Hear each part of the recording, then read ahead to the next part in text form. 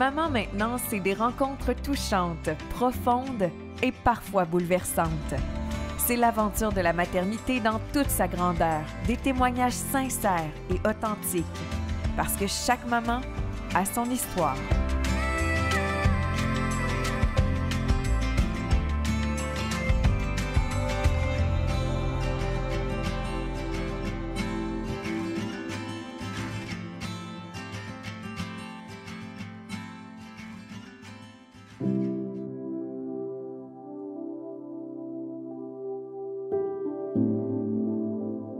C'est depuis 1980 que l'avortement est décriminalisé au Canada et du fait même au Québec. D'ailleurs, il est accessible gratuitement pour toutes les Québécoises et priorisé lors du premier trimestre de grossesse. Dans les derniers mois, aux États-Unis, certaines femmes se sont vues perdre leur droit à l'avortement et c'est un sujet qui ne devrait pas être tabou. Nous sommes avec une future maman, Laurence, qui a déjà vécu l'avortement et c'est un privilège de t'accueillir sur le plateau pour parler de ce sujet-là. Merci de le faire au nom aussi de toutes celles qui sont passées par là et qui ont peut-être eu à vivre des jugements. Laurence, pour commencer, tu es enceinte. Tu seras maman tout prochainement d'une petite fille. Comment tu vis ça? C'est excitant. J'ai vraiment hâte qu'elle soit là. C'est sûr que ma grossesse, je l'ai plus ou moins aimée, mais j'ai vraiment, vraiment hâte qu'elle soit présente, là, de l'avoir dans mes bras. Puis je me projette. J'ai hâte de la tenir dans mes bras et pouvoir faire plein d'activités.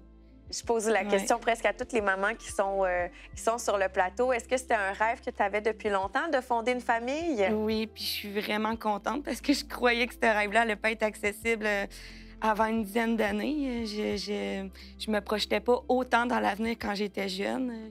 En fait, j'ai toujours promu ma carrière professionnelle avant tout.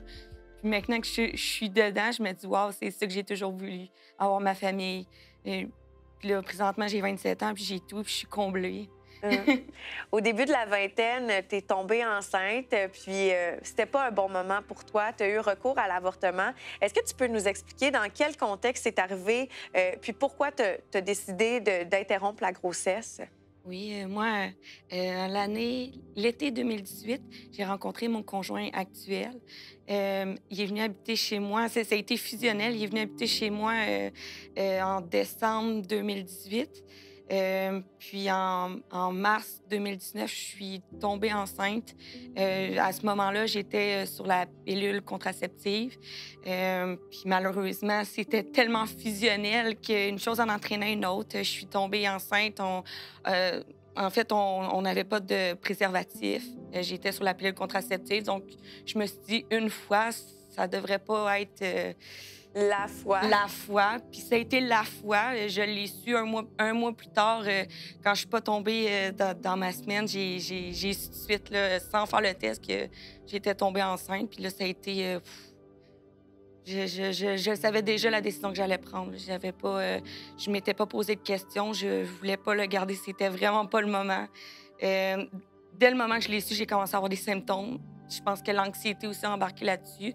À ce moment-là, j'étais à l'école. J'avais pas encore de diplôme. J'habitais dans un 2,5. J'avais pas le support de mes parents. Je voulais pas le dire à mes parents. Mon copain, il y a 3 ans de moins que moi. Fait qu'à ce temps-là, il avait 20 ans. Donc, je le savais déjà, je me projetais. Je le savais déjà de quoi ça allait ressembler si je gardais cet enfant-là. Je suis quelqu'un de très programmé dans la vie. Moi, je voulais finir mes études, je voulais avoir un bon travail, je voulais être stable dans la vie, je voulais que mon enfant manque de rien, je voulais être mariée, je voulais avoir ma maison. Après, j'aurais eu le bébé. Puis là, c'était pas ça pantoute qui se produisait et ça me déroutait, je ne savais pas où j'en étais.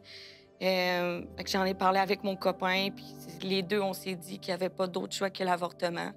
J'ai appelé, malheureusement, vu qu'il y a juste 2 places à Québec où on peut se faire avorter, c'était plein. J'ai pas pu me faire avorter avant 3 mois. Fait que c'était 3 mois de calvaire.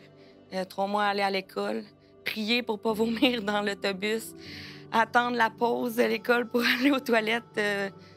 C'est ça. Puis c'était vraiment... je crois que je suis tombée en dépression aussi entre-temps. Finalement, entre-temps aussi, il est arrivé la mort de mon oncle. Je l'ai appris comme 2 semaines après. Fait que fallait beaucoup que j'arrive à gérer mes émotions. même pas eu besoin de le dire à ma mère. Quand elle est venue me chercher pour les funérailles, puis que j'allais tout le temps aux toilettes, à un moment donné, elle a su que j'étais enceinte. Ouais. Puis même elle, c'était pas une question à se poser aussi. Là, elle a dit, il faut que tu ailles te faire avorter.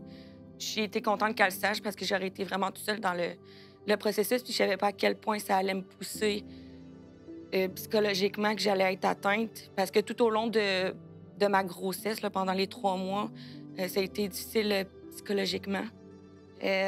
En fait, aussi, j'ai jamais... Les 3 mois, c'est comme si j'étais jamais... J'avais jamais su que j'étais enceinte. Comme si pour moi, je portais pas un enfant. J'ai jamais... Dans ma tête, je portais pas un enfant. Donc, je faisais n'importe quoi. Puis dans ce temps-là, je fumais, je buvais.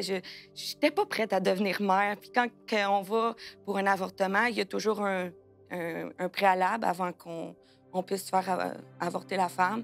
Donc, là, ils m'ont passé devant des psychologues, voir si j'étais vraiment sûre de ma décision. Puis moi, j'étais de marbre. Oui, moi, c'est ça que je veux. C'est quand que j'ai été à l'avortement que j'étais couchée sur le lit, puis qu'il y avait 3 autres personnes avec moi, puis que je voyais que c'était comme pas leur première fois. Puis moi, j'avais les larmes aux yeux parce que j'étais tout seule. Puis je disais, c'est pas ma place, je devrais même pas être là. Que je me suis dit, il n'y en aura pas une deuxième fois. Là. Il n'y aura pas une deuxième fois que je vais être couchée dans ce lit-là, que je vais être comme ça. Là. Je veux pas me retrouver comme je juge pas ces personnes-là, mais je veux pas me retrouver à cette place-là 2, 3 fois de suite. Là. Moi, c'était pas ça mon plan. Là. Donc, c'est ça. Fait que je me suis fait avorter après 3 mois, heureusement. Puis après, j'ai commencé vraiment à revivre. Puis c'est après que je me suis imaginé garder cet enfant-là. Ça aurait jamais été possible. Maintenant, enceinte, j'accouche dans 5 semaines. Je me dis, j'ai vraiment bien fait. Ouais. J'ai vraiment bien fait. Je dis pas, je consente pas ce que le monde fasse ça. Mais je me dis, dans la situation dans laquelle j'étais, je me serais pas vue garder l'enfant. Là. Maintenant, j'ai tellement hâte de la tenir dans mes bras. J'ai tellement hâte de pouvoir faire des activités, de tout lui offrir. Je peux tout lui offrir maintenant. J'ai ma maison, j'ai mon conjoint, on est sur le point de se marier. Fait que je peux pas demander plus. Là. J'ai tellement hâte qu'elle puisse profiter de ce bonheur-là, que sa mère puisse lui donner. Parce que pour un enfant, voir ses parents heureux, je crois que c'est la meilleure chose au monde. Fait que, je suis... C'est un meilleur moment. Puis, Laurence, dans ton histoire, tu me disais que tu étais la fille de parents qui t'avaient eu un peu plus âgée.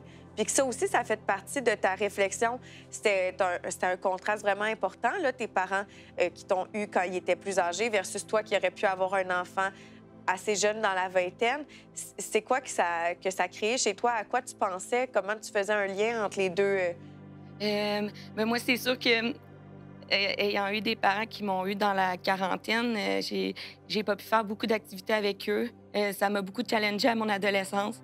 J'avais pas des très bonnes fréquentations aussi à cause de ça. Donc, je me suis projetée, je me suis dit, je veux être là à 100 physiquement, mais aussi psychologiquement pour mon enfant. Puis aussi, un aspect négatif que je l'aurais eu si j'avais décidé de le garder, j'aurais pas pu lui offrir ça. Puis malheureusement, peut-être que oui, peut-être que non, elle aurait mal viré. Le bébé aurait peut-être mal viré justement à cause que j'aurais pas pu y offrir mon support psychologique, entre autres, peut-être pas physiquement parce que je l'aurais eu assez jeune, mais psychologiquement, j'aurais pas été là. Puis c'est ça. Je me suis dit, à 27 ans, je trouve que c'est un bel âge. Je suis pas trop jeune, je suis pas trop vieille. Puis je me dis, elle manquera de rien. Je suis vraiment très contente. Puis les aspects positifs, j'en vois que... Je disais que quand j'avais eu mon avortement, là, mes parents... Mon père, ça l'a pas su avant 2 ans que j'étais tombée enceinte parce que ma mère m'a dit que s'il savait, je pense qu'il risquait de faire une crise cardiaque. Fait qu'on s'est dit qu'on allait garder notre petit secret, les deux. Mais à cette heure, ils ont tellement hâte d'être grands-parents. Puis j'ai jamais été aussi proche de mes parents que je le suis là. Fait que je suis comblée de tout. Là. J'ai des grands-parents qui vont être présents pour mon enfant. J'ai mon mari, j'ai tout. J'ai ma maison. Je suis vraiment là où ce que je veux. 10 ans de moins que ce que je pensais que j'allais avoir. Puis, Laurence, tu parles de ton âge, de tes parents qui n'auraient pas été, de tout support là, si tu avais eu ta grossesse à 23 ans. Mais est-ce que tu ressentais aussi qu'il y avait des jugements autour de toi dans ta décision d'avorter? Est-ce que dans ton cercle d'amis, est-ce que c'était quelque chose qui te préoccupait au moment où tu as décidé de mettre fin à la grossesse? Non, parce que pour moi, c'est pas un sujet tabou. C'est pas, ça fait partie de ma vie. Je veux dire, oui, pour certains, peut-être que ça va être tuer un être humain, mais pour moi, je veux dire, c'est pas quelque chose que j'ai planifié. C'est pas que je me suis dit, hey, let's go, on fait un bébé, puis après, je vais aller me faire avorter, on s'en fout. Là. C'était pas ça. Là. C'est pas ça que j'avais planifié. Puis autour de moi, c'est sûr que j'étais moins portée à vouloir en parler à mes proches parce que la plupart du monde, à l'âge que j'avais, voulait des enfants. Fait qu'il y en a que c'était un petit peu plus délicat parce qu'ils ne pouvaient pas avoir d'enfants ou c'était difficile d'avoir des enfants. Fait que dire que je m'en allais me faire avorter parce que j'avais fait un accident, c'était difficile. Puis je suis quelqu'un de très compréhensible de ce côté-là, donc je gardais ça pour moi. Fait que c'est entre autres pour ça peut-être que j'ai perdu des amis parce que je gardais pour moi puis que je me retirais d'eux parce que je voulais pas leur faire de la peine. Ouais. Mais malgré le fait que tu étais hyper assumée, ça t'a quand même causé là, une petite bulle, puis tu t'es isolée de tes proches avec cet événement-là. Bien, c'est surtout aussi que la dépression, elle a embarqué. Donc, c'est pas que je le voulais, c'est juste que ça s'est... Je restais des journées dormant dans mon lit, en boule. Je sortais pas de chez moi. Il y a même présentement, enceinte, ça m'arrive encore 4 ans plus tard, de sortir à la période de l'année où je suis tombée enceinte, de sentir l'odeur, puis ça me rappelle ce moment-là. Même si, pour moi, c'est pas tabou, même si maintenant, je me dirais pas que je suis pleinement guérie de cet événement-là. Ça m'a quand même traumatisée. Mais, tu sais, mais il y a une musique, une odeur, ça me rappelle cette période-là. Mais pour moi, quelqu'un qui va, mettons, me parler de tu sais, qu'on va parler de grossesse ou je me gênerais pas pour dire, ben moi, je l'ai vécu, l'avortement. C'est pas quelque chose qui va me gêner d'en parler. Puis je pense qu'on devrait jamais être gêné de parler de ça parce que, comme je disais, si ma mère l'avait pas su, j'aurais été vraiment tout seule dans le processus. Elle m'a accompagnée lors de mes rendez-vous. Elle était présente pour moi. Pour mon copain, c'était un petit peu plus... à 20 ans, c'était comme la première fois aussi que ça lui arrivait. J'y en veux pas trop non plus. Il savait pas comment gérer ça. Fait que je l'ai laissé aller, mais ma mère, si elle n'avait pas été présente, ça aurait été peut-être plus difficile pour moi de vivre ça tout seul. Puis... Est-ce que parfois tu penses à l'enfant que tu aurais pu avoir à ce moment-là? Je pense tout le temps. Puis je me dis, je serais pas où ce que je suis, ça c'est sûr, en ce moment, si je l'avais eu. Parce que déjà, à cette époque-là, j'avais des problèmes financiers. En plus, que j'avais personne pour m'aider. Moi, je savais pas comment ça fonctionnait, tout ça. Je savais pas que je pouvais aller acheter à des places, des affaires usagées. Je savais pas où ce que je pouvais aller. Puis en plus, j'aurais été tout seul. J'avais pas de voiture. Je veux dire, c'est pas... mon travail, professionnellement, c'est sûr que j'aurais rien eu parce que j'aurais dû arrêter l'école. J'aurais personne pour m'aider avec l'enfant. J'ai pris de la maturité aussi, là.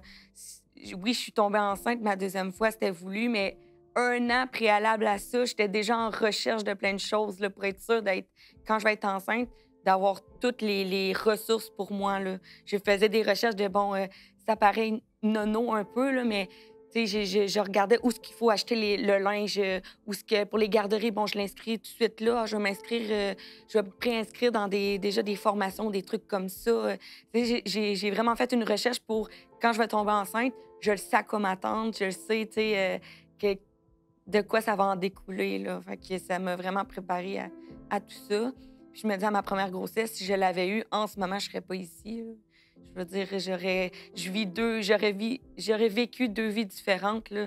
Là, j'ai une vie de plénitude, là, je suis à mon maximum, c'est ce que j'ai toujours voulu rêver. Puis là, j'aurais eu une vie grise, terne, c'était une couleur, puis du noir, là, que je voyais dans les 2 vies, là. Fait que, oui, j'y pense, mais j'y pense d'une manière positive, si on peut dire, là. Rationnelle. Rationnelle, exact. Qu'est-ce que tu aimerais dire aux femmes qui passent par cette période-là, peu importe l'étape où elles se trouvent dans leur vie, qu'elles se sentent peut-être comme tu t'es sentie à 23 ans? Quels conseils ou quelles phrases tu aimerais qu'elles retiennent de notre échange? Bien, surtout de ne pas se fier aux autres, de ne pas dépendre des autres non plus, de ne pas hésiter à en parler, mais pas essayer de se faire convaincre par les autres. Il faut que tu te projettes. Tu avais un plan. Tiens-toi à ce plan-là. Essaye pas de déroger parce que c'est toi que tu vas rendre malheureuse. Puis en te rendant malheureuse, toi, tu rends malheureux ton enfant. Parce que c'est ton enfant qui va devoir évoluer aussi de certaines façons-là. Fait que Je veux dire, si ton copain veut te laisser parce que tu veux garder l'enfant, ben qu'il te laisse. Il y a rien qui empêche de te rebâtir un avenir avec, quelqu'un d'autre. Si tes parents sont pas là pour t'épauler, mais que toi, tu veux le garder, garde-les. Je veux dire, une famille, ça se construit. Moi, ma famille, je l'ai de sang, mais ma vraie famille, c'est elle que je suis en train de construire en ce moment. C'est à elle que je vais me consacrer à 100 Si, au contraire, tu veux pas le garder, puis que tes parents te disent « Ah, ben tu vas tuer une vie, puis tout », je m'excuse, mais c'est pas une famille. Je m'excuse, c'est pas des vrais amis si c'est tes amis qui te disent ça. Je veux dire, écoute-toi toi-même, puis laisse faire les autres, puis reste avec ceux qui sont là à t'appuyer, puis tiens-toi au plan que tu avais en tête avant cet événement-là. Puis je pense que de partager ton expérience, ça va aider peut-être des gens à se sentir bien dans leur décision. Peux-tu nous expliquer un peu comment ça fonctionne, l'avortement au Québec, là, par ton expérience? Donc, tu nous disais qu'il y avait seulement 2 cliniques dans la région qui le faisaient, donc que les délais pouvaient être longs. Une fois que tu as ton rendez-vous, tu l'as pris par téléphone. Comment ça se passe? Le moment où j'ai su que j'étais enceinte, j'ai appelé tout de suite. Mais là, les cliniques sont fermées la fin de semaine. Fait que j'ai dû attendre le lundi pour pouvoir appeler. En fait, je suis allée me renseigner sur Internet, le clinique d'avortement. Je crois qu'il y avait le CHUL. Moi, je suis allée à Saint-François d'Assise pour l'avortement.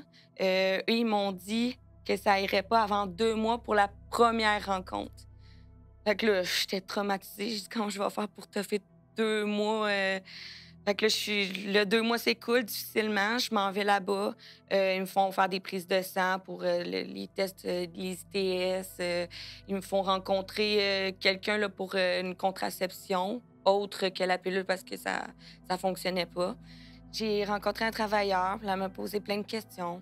Elle m'a dit j'avais quel âge, je vivais dans quelle atmosphère, quel environnement. Elle m'a demandé si j'étais vraiment sûre de ma décision. Puis elle finissait pas ses phrases. Puis les seules choses que je disais, c'est « je suis correcte, je veux juste, je veux juste en finir, c'est correct, j'ai pas besoin de ça. » Puis elle a vu à mon regard que je changerais pas d'avis. Là. Moi, finalement, je suis retournée à l'accueil pour prendre mon rendez-vous pour l'avortement. Entre-temps, ils m'ont proposé une méthode pour faire, en fait, la méthode là, pour l'avortement, c'est soit c'est un médicament qu'ils te donnent pour comme avoir un petit trou dans ton utérus pour pouvoir passer, là, eux, ils appellent ça l'aspirateur. OK. C'était soit un médicament, mais ce médicament-là avait beaucoup de symptômes là, d'effets secondaires. J'en avais déjà assez, fait que j'ai dit non. Ou soit ils rentrent comme un petit bâton dans l'ouverture de ton utérus pour l'ouvrir un petit peu, le temps que, mettons, ton rendez-vous soit là. Fait que là, moi, j'ai pris le petit bâton, même si c'était désagréable. Là, je suis allée à l'accueil, puis là, j'ai dit que je voulais prendre mon rendez-vous là, pour mon avortement. C'était pas avant le mois prochain. Fait que là, j'étais rendue à 3 mois de grossesse. J'étais en dépression, j'étais anxieuse, j'arrêtais pas de pleurer, j'avais personne à qui en parler. J'étais en dépression. Là, ma session, je l'ai coulée. J'ai pas... au travail, ça allait vraiment mal. Je pouvais en parler non plus à personne. Fait que c'était vraiment très difficile. Là, le jour de mon avortement, mon copain m'a accompagnée pour cette fois-ci parce qu'il fallait un conducteur assigné par après. On m'appelle. Mais ce qui est plus difficile, c'est quand il en appelle 3 autres aussi, là, que tu te sens pas... tu te sens comme juste un numéro, là, tu sais, ça passe en batch de 4, là. Fait que là, ils t'installent 2 dans une pièce. Il y a une porte avec une autre salle conjointe. Il y en avait 2 de l'autre côté qui avaient de l'air à se connaître, comme si c'était pas leur première fois.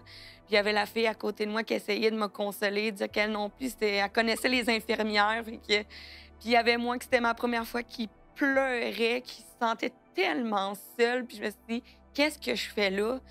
Je comprenais pas. Puis c'est là que j'ai fait une prise de conscience, puis me dire, il y en aura pas une deuxième fois. Là, je peux pas revivre ça. Je peux pas être comme ces personnes-là que ça a l'air normal pour eux d'être là toutes les semaines. C'est pas normal de... Je dis que j'ai rien contre l'avortement, mais je veux dire, à un moment donné, il y en a que ça a l'air d'être un jeu pour eux. Pour moi, c'était pas un jeu, là. Pour moi, c'était une vie que je venais de sacrifier pour, tu sais, un bien de, on va dire, 2 minutes, là, mettons, Oui, là. Ça, tu sais, je comprenais pas leur... Ben, peut-être qu'aussi, c'était une façon pour eux de... Tu sais, on réagit pas tous de la même manière non plus, là. Peut-être que pour eux, c'était une façon de déstresser, de, tu sais, de pas faire paraître qu'ils ont peur ou qu'ils Oui. devraient pas être là non plus. Fait que c'est pour ça que je veux pas embarquer dans le jugement. Non, non. Mais tu sais, pour moi, j'étais la seule qui pleurait, mais qui pleurait. Fait que là, ils m'ont donné un petit médicament pour me calmer. Ils m'ont mis une intraveineuse. J'attendais, je voyais tout le monde qui passait. J'attendais juste mon tour. Puis là, à un moment donné, ça a été mon tour. Ils m'ont mis dans une pièce. Je vais tout le temps me souvenir de l'image qu'il y avait en haut de ma tête. Des petits oiseaux, il y avait des animaux. Là, je regardais, puis là, j'entendais juste le bruit. Puis j'attendais que ça finisse, puis je pleurais. Je me retenais pour pas bouger, là, pas que... J'avais juste envie de tout retirer puis de m'en aller à la course. Fait que finalement, ça a fini, ça a duré 5 minutes. Fait que 5 minutes très long pour toi? Ben, ça a été 3 mois pour 5 minutes. Je Ouais. trouvais ça vraiment... c'était n'importe quoi, là. J'ai enduré 3 mois de souffrance pour 5 minutes, encore plus de souffrance, mais tu sais... Fait que je suis retournée dans la pièce, il a fallu que j'attende une demi-heure pour voir, parce qu'après, tu te mets pas mal à saigner. Fait que j'ai attendu une demi-heure de souffrance encore. Puis quand je suis sortie de l'hôpital, là, je me suis dit, là, mon calvaire est fini. Là, c'est fini, puis là, je vais reprendre ma vie en main. C'est fini. Fait qu'on dirait que après cet événement-là, il y a eu comme, on va dire, une moitié d'année là, que j'essayais de... Je me parlais, je me dis, là, faut que je fasse quelque chose. Je sais que je l'ai pas fait par exprès, mais je me dis, là, je viens d'embarquer dans la game des grands. Mais moi, j'ai vécu dans une famille très... pas bourgeoise, mais très, très stricte.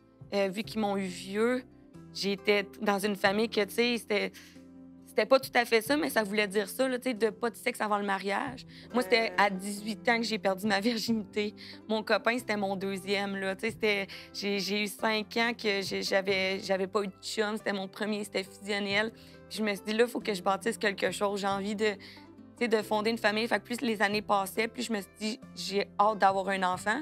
Puis là, c'est là que je me suis dit, là, wow, là, calme-toi, là, je veux pas reproduire la même erreur qui s'est passée il y a quelques années. Fait que là, on a commencé à prendre notre vie d'adulte plus au sérieux. Là, j'avais fini l'école. Je me suis trouvé un bon travail. Je me suis acheté une maison. On s'est acheté une maison. Il y a eu la demande en mariage.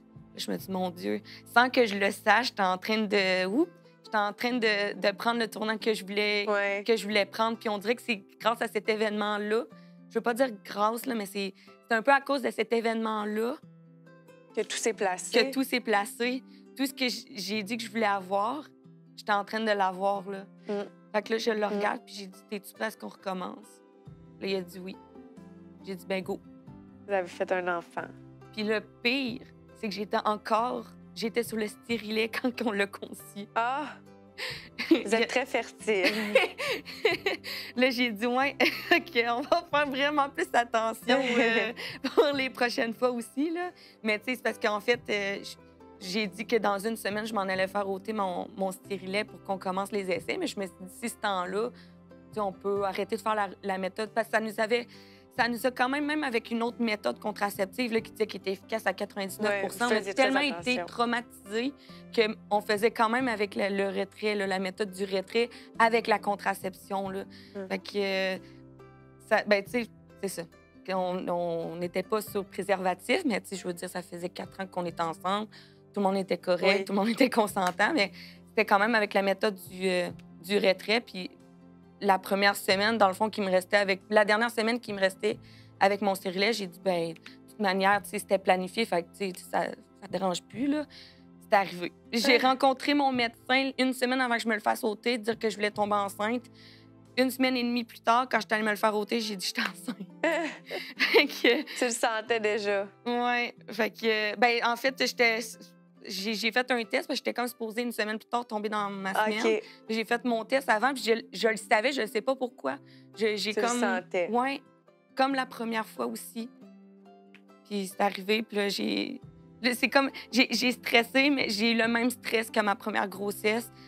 Puis me dire, là, est-ce que c'est correct? On dirait que j'avais besoin d'un accord. Là, on dirait que je me sentais... Je voulais pas ressentir la même affaire que j'avais senti la première grossesse. Fait que j'ai dit, c'est-tu correct? J'ai-tu bien fait? On a-tu bien fait? On a-tu fait une erreur? Puis là, on dirait que j'ai tellement envie que tout le monde se rapprocher de moi, de dire, mon Dieu, OK, je vais être bien, là, je vais être... Entourée. Je suis correcte, j'ai tout. Là, j'ai commencé vraiment à voir tout ce qui s'est acheminé. J'ai fait, je vais être correcte. Je vais être correcte, puis elle manquera de rien, là. Cet enfant-là manquera de rien. Puis j'étais rendue là où ce que je devais être. Puis c'est ça. Là, j'ai tellement hâte là, qu'elle soit là, oui. Puis tu vois, j'avais pas ce même feeling-là à ma première, mais là, j'ai tellement hâte, là. J'ai juste hâte de la tenir dans mes bras, puis de la choyer, de donner plein de bisous. Ouais. Merci beaucoup, Laurence, d'avoir pris le temps de nous partager ton histoire. Je suis certaine que notre échange va inspirer plusieurs femmes et peut-être en aider certaines à accepter leur décision. Donc, c'est un bonheur de parler avec toi. Si vous avez des questions sur l'avortement ou vous passez une période de questionnement par rapport à une grossesse que vous avez, n'hésitez pas à consulter les différentes ressources. Il existe plusieurs articles sur Éducalois qui vont vous conseiller. Aussi, l'organisme SOS Grossesse qui peut vous écouter, vous épauler, répondre à vos questions, même si vous êtes un proche d'une personne qui songe à l'avortement pour avoir les bonnes ressources et les bonnes réponses. Puis merci encore, Laurence, d'avoir pris le temps de nous partager ton témoignage parce que chaque maman a son histoire.